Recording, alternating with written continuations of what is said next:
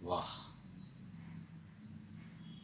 ओव्या ऐकल्या की डोळ्यासमोर येतं ते खेड्यातलं लाईफ, त्यातली ती पहाट, आपली साखरझोप आणि आपलं डोकं मांडीवर घेऊन दळणारी आई. संपलं ते सारं केव्हाच. माझं हल्ली काहीतरी बिनसलंय. साला आजकाल ओव्या ऐकल्या की मला आठवतं शिक्षणाचं दळण, आणि त्यातून भरडून पार पीठ होऊन कधीतरी बाहेर पडलेलो आम्ही. Mahipati Babruvahan Pol Parnekar, M A, M A with third class.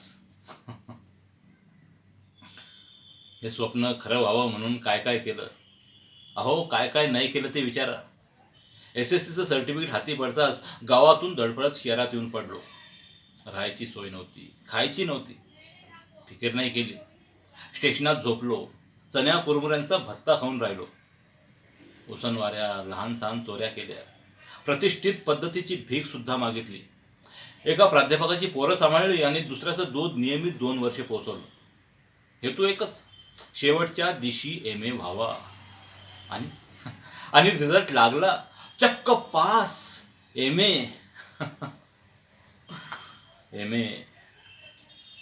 किती घोर तपश्चर्येनंतर.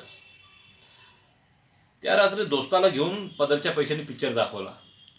त्याला सांगितलं नाही क्लासचं, उगाच हसाय विसायचा. तर असा मी MA झालो आणि नोकरीच्या शोधाला निघालो.